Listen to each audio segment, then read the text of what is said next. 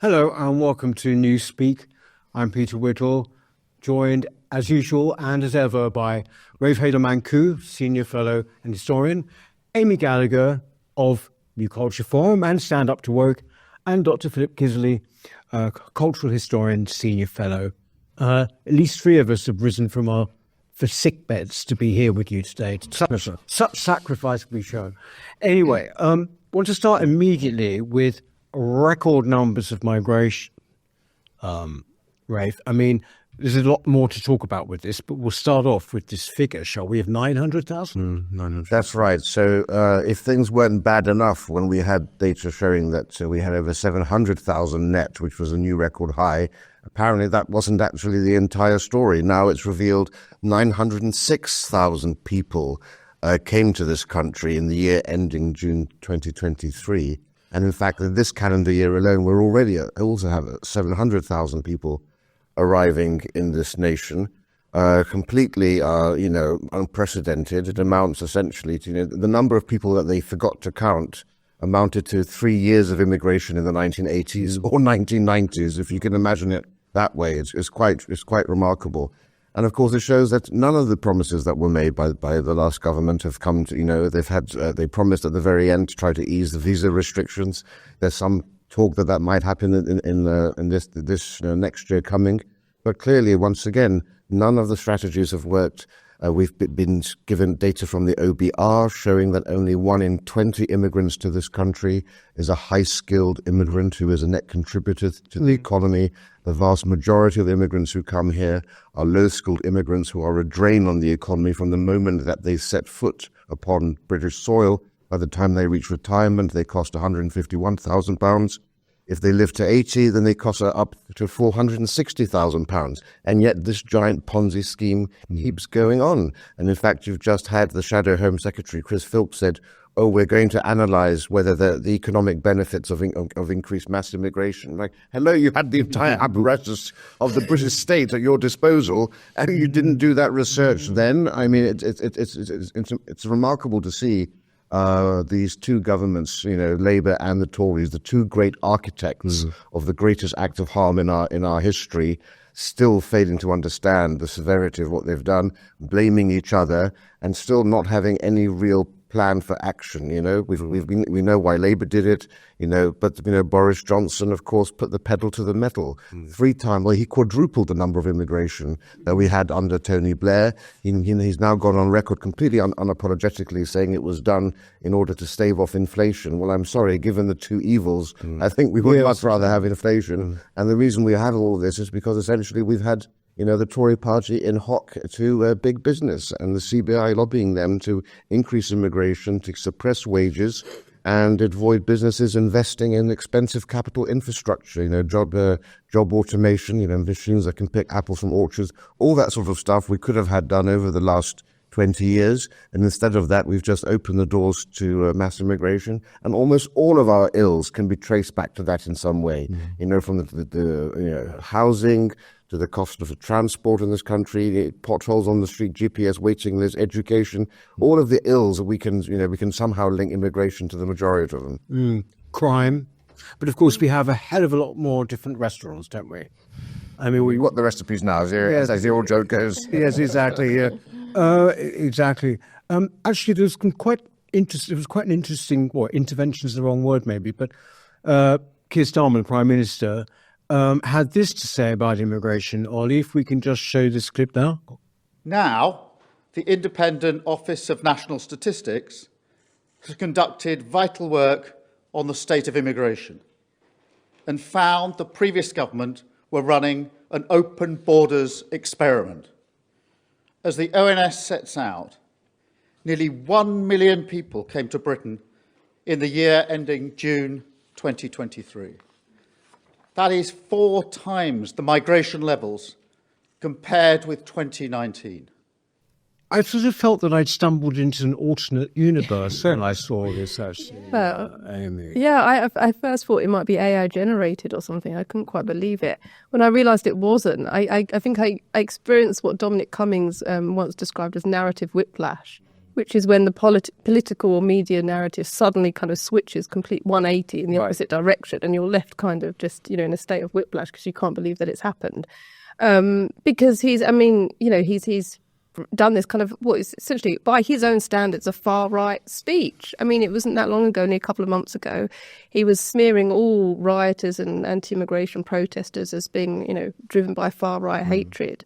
And then he comes out with a speech that's essentially agreeing with a lot of their concerns. And you do think, like, when all those riots were happening, you know, he never expressed any of this. He never showed any kind of empathy or understanding of what these people's concerns were. It was like he just didn't understand the issue at all. And now, you know, a few months later, he's flipped and gone the complete opposite direction. And he's, you know, saying that immigration is absolutely, you know, open borders policies, you know, totally crazy and it needs to be stopped and all of this. So it's remarkable. And you wonder at what point did it change for him? When did he decide to do that and why? I mean, there's lots of reasons. Is it to kind of undermine Kemi or to squash Kemi because she's obviously very weak on immigration? Or is it because of what might be coming next in terms of Southport or other things that may unravel in the next year or so? Does he feel that he needs to say this to, you know, increase his polling? So I don't know where it's come from. I agree with him. I think it's a good speech. I'm a little sceptical about his, you know, credentials on this Invite issue. him on the show. I mean, at this rate, really. No, well, it's one of those times where I find myself agreeing with Keir Starmer. Yeah. My God, you know, but talking a good talk is one thing, but actually doing something meaningful about it is quite another. And we know for a fact he's not going to do anything meaningful about it because just today, as we're speaking, they've unveiled their 6 pledges, their priorities, the government's priority in how they're going to go forward, and what are the key issues, what needs to be tackled. One of the things we're going to talk about later, actually, which is policing, is one of those priorities. But conspicuous by its absence is, of course, immigration. And when he was pushed on this, he couldn't give any kind of meaningful answer. He couldn't talk about any caps or anything like that. So I think it's all talk. It's classic Labour stuff. It's classic Starmer stuff. And there's going to be no action whatsoever. So it's more of the same from the Uni Party. But I think he was, you know, say clever or devious might be the word. I don't know, but basically, the thing that stood out was when he said it was intentional. Yeah. That, to me, was the most radical thing. Yes, I had a déjà vu back to Andrew Neither, the former immigration speechwriter in New Labour, where he wrote a piece in the Standard saying that, you know, the left's plan for mass immigration was to rub the right's nose in diversity and change the face of Britain. But it was the gall of, I think, the gall of the leader of the Labour Party to say this about the Tory party, when of course it was actually New Labour who brought in this experiment. You know, this was, you know, it's absolutely Peter Mandelson said it was an experiment. Peter Mandelson said that they actually sent out search parties to find immigrants to bring here. So it's very rich for the actual architects of our greatest tragedy to actually apportion blame elsewhere, although blame does need to be placed squarely at the feet of the Tory party as well. We need to understand what's going on here. This isn't Keir Starmer so much. This is McSweeney, his new chief of staff, who has taken over from Sue Gray. McSweeney is a very, very savvy chap, and he knows that they need to get to grips on the issues which are the dividing line between them and reform. Because although the Labour Party has on paper a very big majority, they have most of those are marginal constituencies with a very wafer-thin majority, and reform is nipping at its heels. Yeah. And if it doesn't actually take this sort of action, then there's a very real threat that reform will take more than the expected 30 seats now, many more seats. You know, we just had Nigel Farage at the Spectator Awards, you know, telling them there that he fully expects to be able to form the next government and have a wave of reform MPs coming. There is a genuine feeling in the Labour Party that reform is actually a bigger challenge than the Tory party, which is why you're seeing them come out with all of this. But again, this is always what happens, you know, when you're 5 years away from an election. Will we ever see any of this evidence come into play? Are we going to see any real action, or will it again be more tough words? Yeah. There's also, of course, the fact that you've got, you know, the election of Trump in America, and the Democrats lost there, and McSweeney is very clearly trying to avoid the mistakes of there. And of course, looking across to the continent where everyone is leering right. You know, we've been a bit slow in this country. You know, it's only just now that Labour's beginning to swing the pendulum to the right, whereas, of course, has gone much further right elsewhere. So I think this is just part of the Western shift. Yeah, and there's a very specific thing as well when we're talking about immigration, and we're very definitely talking about red wall constituencies as well, aren't we? And I know because I live in one. But all you have to do is just walk into a town centre on any day, and it's devastation. It's a wasteland. So it comes back to what you've just said and what I said before. It is all talk, and with no action, nothing's going to change. And I still think that they are going to get obliterated in the red wall constituencies because of that obvious inaction. But what I thought was interesting, when he said that point about it was by design, I wish we had a robust media that would sort of ask him, what do you mean by that? Are you, who are you talking about? And for what purpose? What are you saying people are trying to do? Because it sounds almost a bit conspiratorial. It sounds like there's kind of somebody that's, you know, had this trying to make something happen that's above him or something. And it's a very strange thing for him particularly to come out. It's very anti-globalist, I would say. And he even said that the Tories wanted a global Britain and that's kind of what he is against. And you think, like, this is a guy that just met with BlackRock. You know, he said he prefers Davos to Westminster. He's kind of become synonymous with being a globalist. But the thing it's is, very strange. It is strange, Amy, but you see on that front, you know, BlackRock, and also he likes Davos over Westminster.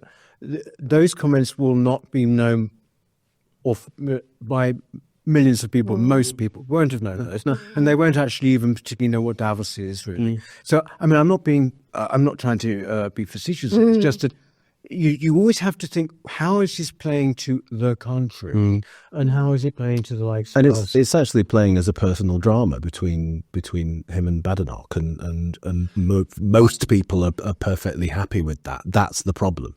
The thing is that with this one thing that I thought it came on like a bit like a light bulb when I was on my sickbed, was that when you look at this, he was talking about this, obviously the Tories. You make the point they were the architects of this and all of that. And it suddenly occurs to me, wait a minute, we are now talking like historians. Yeah. I mean, the fact is that for the vast majority, or certainly of young people, I mean, they've only ever known the Tories being in charge of immigration.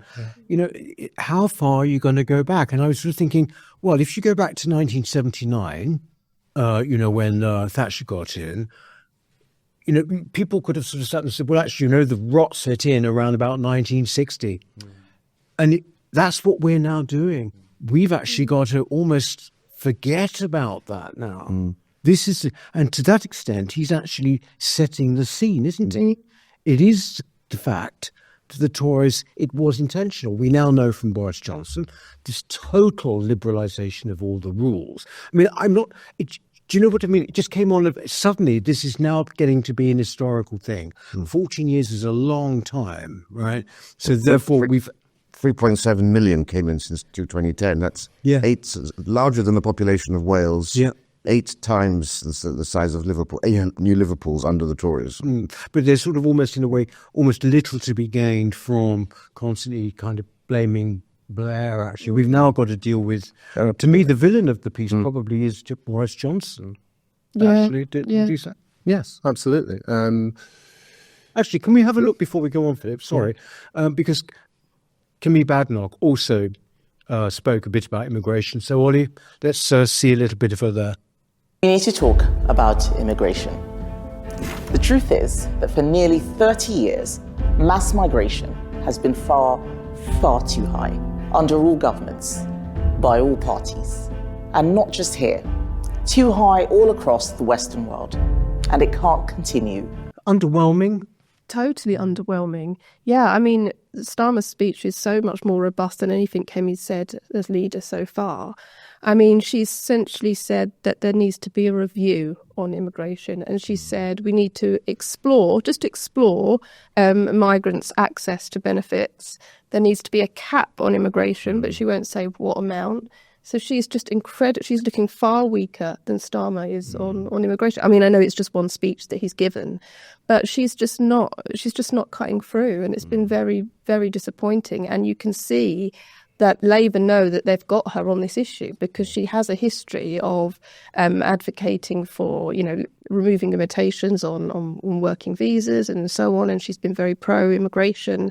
So this issue, I think, is, I'm starting to feel like it's already, it sounds, it's been early days, but it feels like the beginning of the end for her, because if this is the main issue that all the parties are now, waging war on, she is very weak in this issue. I mean, well, she starts on the back foot anyway, because she has to make apologies, okay?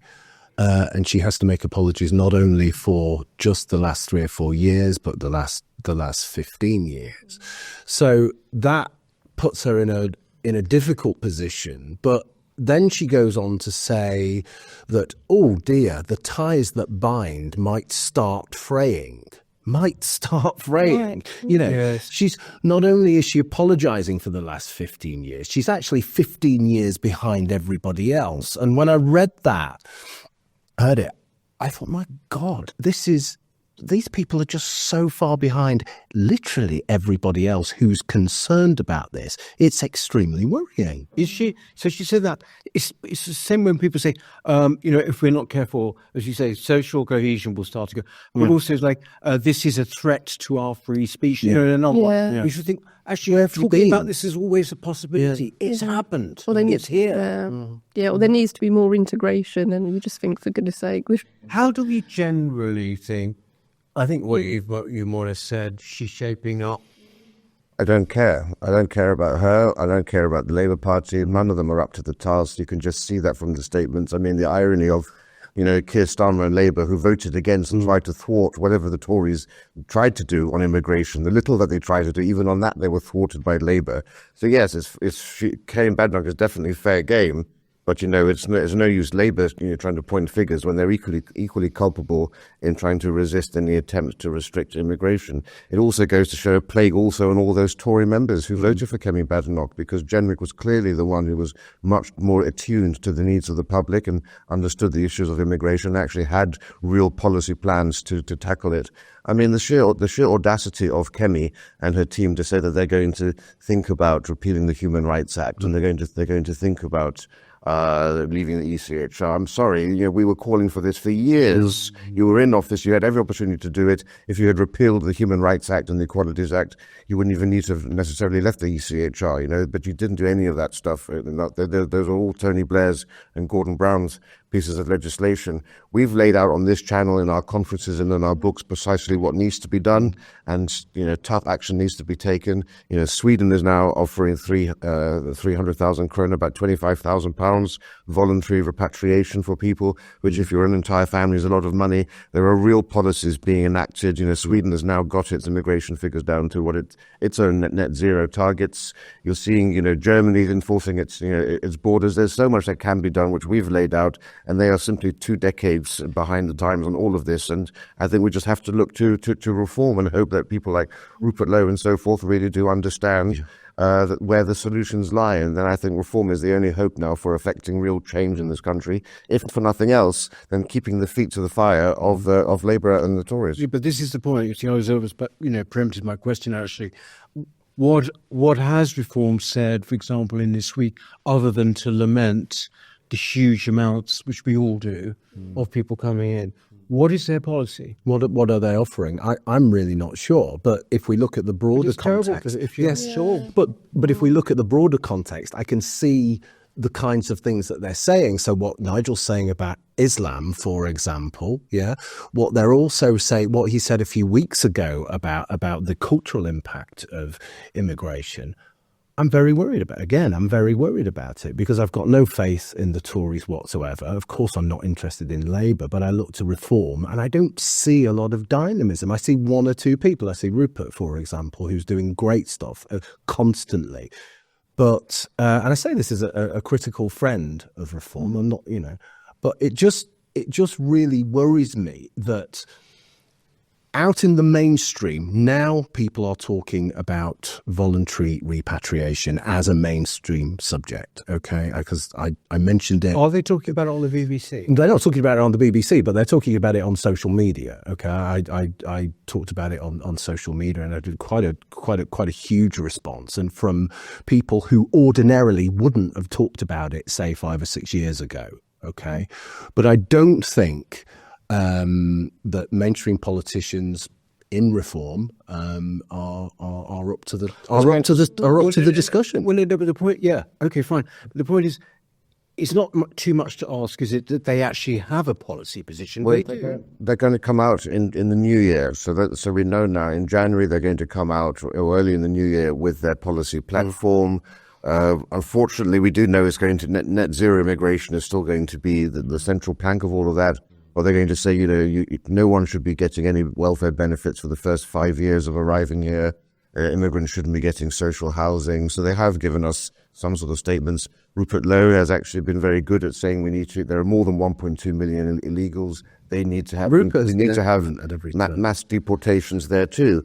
And I've said this a few months ago here, actually. The Overton window has shifted everywhere except here on things like remigration. The Swiss, the Swedes, the Finns, the Hungarians have all raised this. Trump has used the term as well. We're just a bit behind the times in all of this. Those discussions are going to happen, and they're going to happen, I would say, within the next few months. Yes, it won't be forthcoming, I wouldn't have thought, from reform.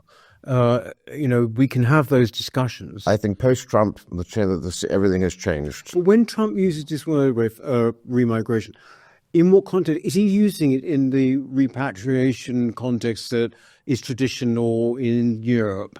No, so for him it's mass deportation of illegals. Yeah. But what you've had in Sweden, of course, is that the Swedish policy applies also to naturalized citizens. So even if you are a passport-holding Swede, you can still take advantage of this for an incentive to go. And I suppose you'd have to surrender your passport and renounce your citizenship as one of the precursors to that too.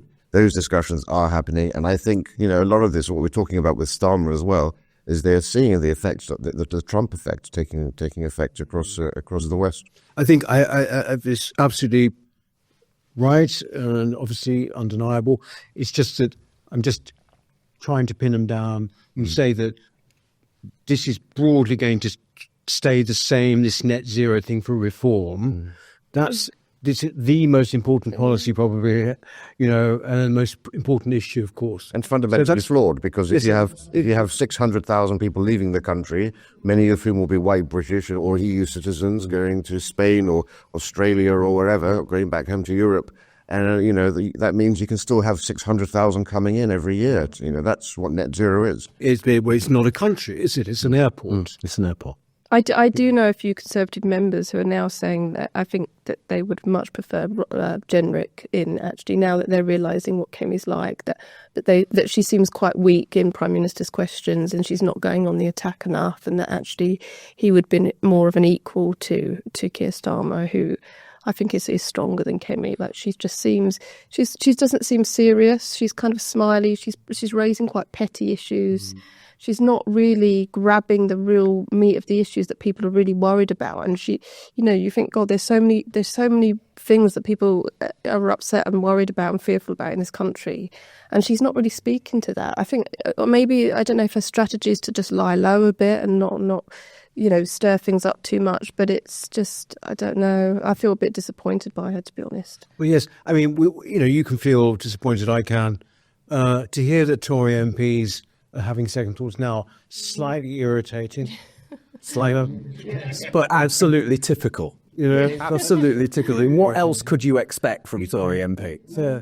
But in that clip, I think we saw as well, she has said it's just too high, immigration. I'm sorry, but it's just it is so inadequate. I don't know how quite to describe. Yeah. But when you are talking about a country-changing, unprecedented movement of people, just simply to be talking about it being too high, it's just infuriating. But it's actually an insult, isn't it? It's an insult to everybody who, I've said before, people who live in all over the place, people who have to just walk down the street, people who remember a culture that had some kind of coherence, people who remember a society in which people behaved decently towards one another. And all of those, she's talking about the ties that bind, then all of those things unraveled such a long time ago, So just to say it's too high it's more than distasteful. It's actually an insult. Actually,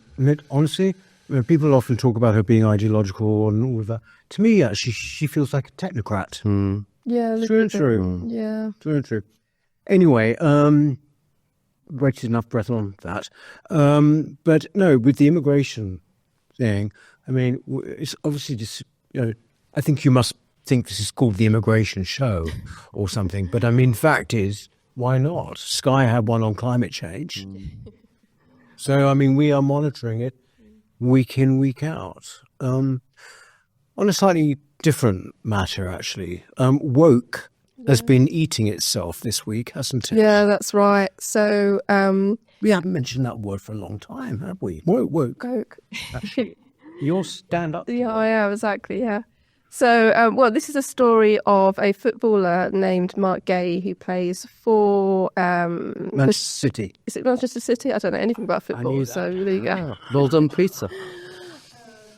You always rely on your sporting knowledge.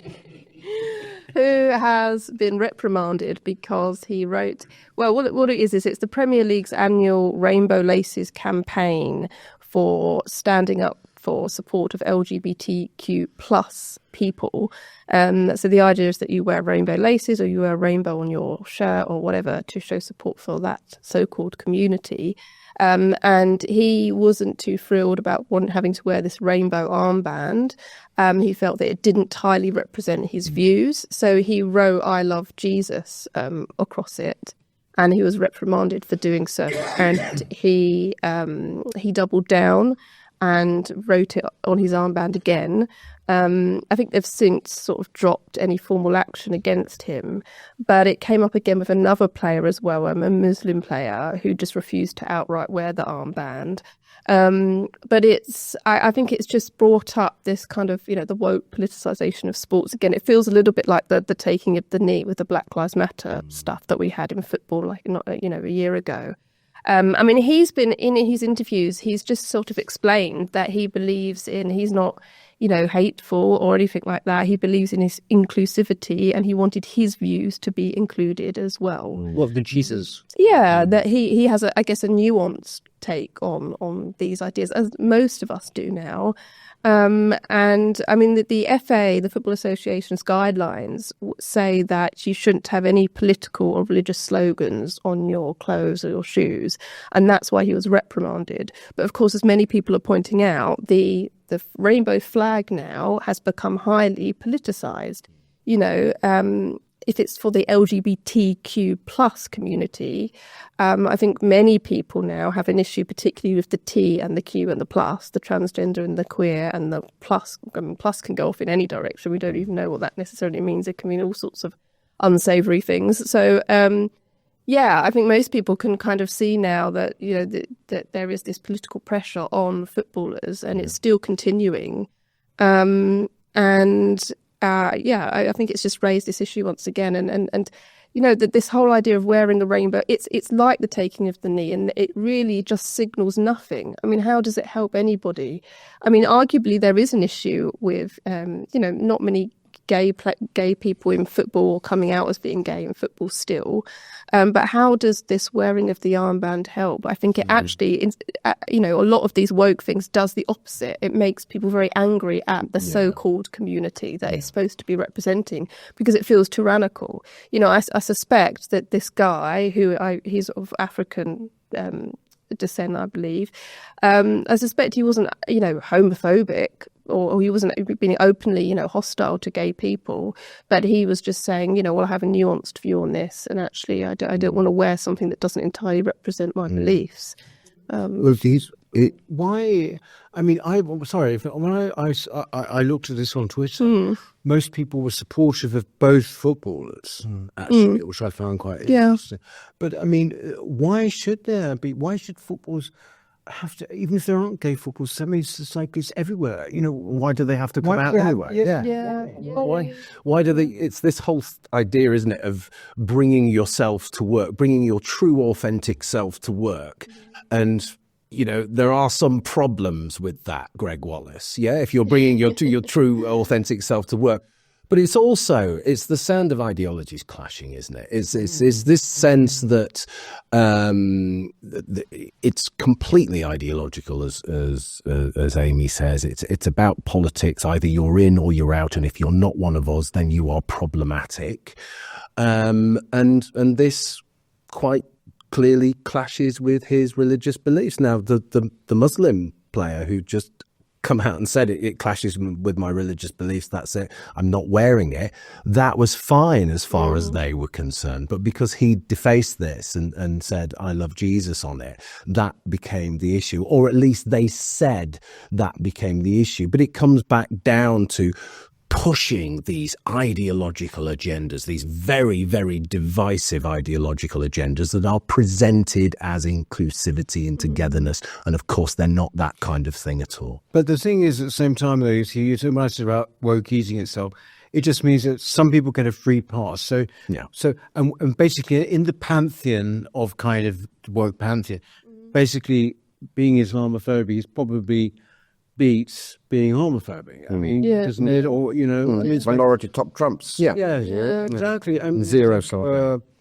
you know, I remember the old example used to be, what if, you know, we had it in Birmingham with the schools, you know, the Muslim parents protesting about kids being taught the LGBT stuff in school. And, you know, it gives you pause from, well, wait a minute, who do you back, or should you back anyone, or whatever?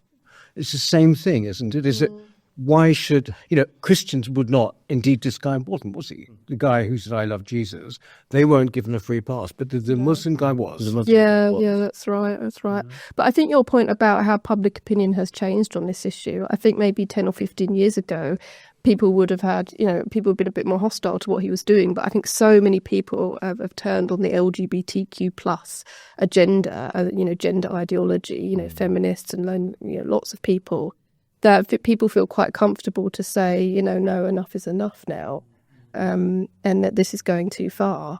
And it's interesting, isn't it, that the two players that have done this are ethnic minorities, you know, and that's, you know, last year it was all about standing up to racism and, you know. So that complicates things slightly. But I think this is old enough now. We've got evidence. We can see how destructive, it's like a cancer, this kind of stuff, isn't it? And people will just say no. And I'm absolutely delighted that they are doing. I'm delighted that he wrote I love Jesus on it. Why not, you know, if he does? He was very eloquent and he was very reasonable. And I particularly liked his father, who was, you know, very, very out there and saying that, you know, my son's a Christian. Why should he not say that he loves Jesus? And that is a really, really good question, because we live in a Christian country, allegedly. So obviously by putting I love Jesus on, no, I'm not saying it's right or wrong, putting I love Jesus on the thing, he's making a point. He's making a point, and He's obviously made that's why they reprimanded him. Difference is that basically, if you want to start taking this literally, you know, Jesus loves you whoever you are. Yes. Whereas in the case of Islam, I'm sorry, but there is just a massive bedrock of homophobia and outright hostility to the point of, you know, persecution. Yeah, well, this player said he didn't want to not wear the armband because he you know, he said he wants to be inclusive of everyone. So he wanted his views and other. He wanted there to be a balance, which I thought was quite nice. You know, it kind of made sense. But yeah, it's. Anyway, I'm sure the police will get onto it soon if they haven't got other things to be doing for it. Well, this is part of, we're talking about the police here, and Keir Starmer's new initiative, which is to put 13,000 new police officers on the ground, and for each neighbourhood to have a named police officer which they can just drop a line to. Okay, it's not quite a kind of mobile phone number to say, you know, Tiddles is stuck up a tree, but there is this kind of, Keir Starmer wants to revert back to the idea of policing by consent and community policing. Now, there are so many things wrong with this because we are a million miles away from policing by consent. We've just spent the last few weeks talking about non-crime hate incidents. We've talked on this show about actual crimes just going by the wayside while thought crimes are pursued to the nth degree. And I think this is just going to be more of the same. This is going to be about tittle-tattling. This is going to be about thought police. And he's already talked about the kinds of things that they will be looking at, which is antisocial crime, really, essentially. And now, I'm all for tackling antisocial crime, but now for antisocial crime, I kind of read hate crime. And for me, it's the worst possible way of dealing with the crisis that is the police force, because it needs ripping up and starting again. You can't just rely on community goodwill when there is no community goodwill there, when you've systematically destroyed it over the last 15 years. Or no community, actually. Or no community. I'm not so pessimistic as Philip is there. I think this is an attempt to, again, try to cut off the avenues for reform to be attacked on, get tough on crime. It's not very difficult to understand what the people want, speak tough on immigration, speak tough on crime and so forth, but obviously be judged by your words eventually.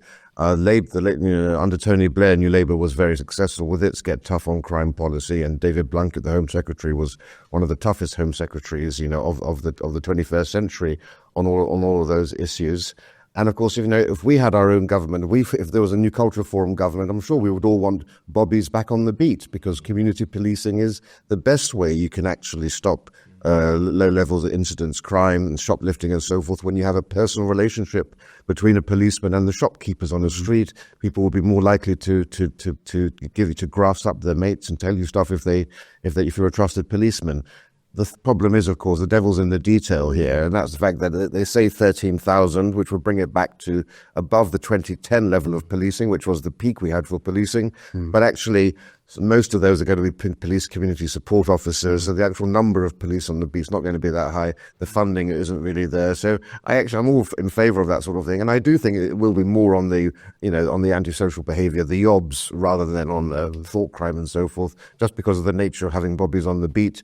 But I don't see the evidence of it actually being a fully thought out plan. Yeah, I mean, just to come back to that, I don't disagree with a lot of that. It's not so much the bobbies on the beat, which is a concern to me. It's the idea of being able to just tittle-tattle on your neighbours very, very easily to an email address that's just there, and then they will do something about it. That's the thing that really gets to me. And I suppose I'd be much more amenable to it if it was getting tough on two-tier crime rather than just crime. Thing is every time there's an election, we need Bobby's back on the beat every single time, and there's a reason it doesn't happen. I think is that one of the reasons is that the reason it stopped in the first place actually goes back to the 1960s, when they reorganised the whole thing and put the police into cars and Z cars and all of that. And there was a big change around about then. The other thing as well is that all of our communities are now so transitory.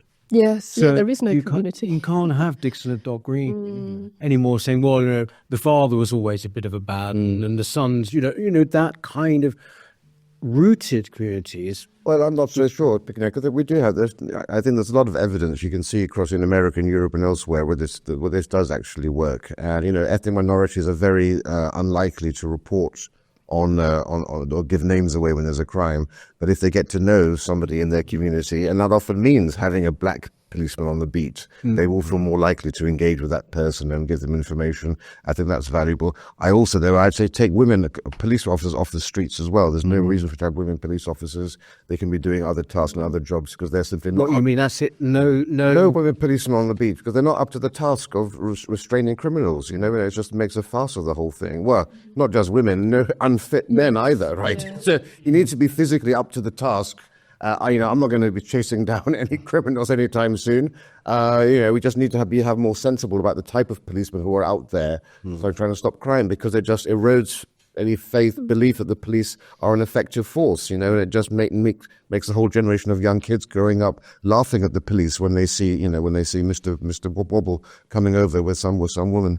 Actually, when you see on YouTube and Twitter, embarrassing some of these clips of they can't even, like 2 or 3 of them can't even Take keep down. hold of one. Can't arrest one person. Yeah. That's why any of these kind of initiatives within the police force. I mean, we talked about the respect orders last week, which, in essence, we kind of there's something in it that we thought was quite useful. And again, with this, more bobbies on the beat or bringing about a community, you sort of think, well, yeah, I'm for that. But it's almost like a fantasy, because how are you going to make it happen? And when you look at the detail's not there. They haven't properly thought it through. They haven't got the money. It's just a headline. And it's almost as though Starmer's just trying to memory hold the last 4 months and just kind of start afresh, given he's, terrible poll ratings, and the fact that, everybody feels like they're living in a kind of police state, and everybody's worried about what they're going to say and that they could be locked up for protesting. So to come out with some kind of positive kind of policing initiative, I think it's just a way of trying to distract people from what's been happening, really. Yes, I think it'll just be another promise that's broken, and that's the only thing that they're very good at. I mean, just to come back to this idea of community policing, again, all priorities are completely wrong. There are well over 1 million people in this country who cannot speak English. So the idea that some police officers who will be dealing with very dense populations of people who can't speak English, and to have that community spirit there is just absurd. It won't work on any level. That's Paul Page's that one. But come on.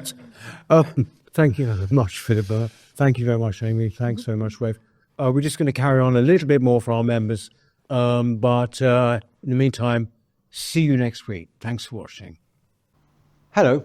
If you're enjoying the New Culture Forum channel and you believe in our mission, may I invite you to join our membership scheme at the link below or on our website, newcultureforum.org.uk. Our work is more important now than ever, and we have great plans ahead for the future, but we can't do it without your support. From as little as £3 per month, you can help ensure that we continue on our mission. As a member, you'll receive a range of benefits, including access to exclusive content, invitations to our private events, including here at our studios, free copies of our books, and much, much more, including, of course, our famous NCF mug. If you aren't able to become a member, then please help us by clicking this button and subscribing to our channel. It's completely free. Just remember to also click the bell icon so that you can get notifications when we post new videos. Thank you.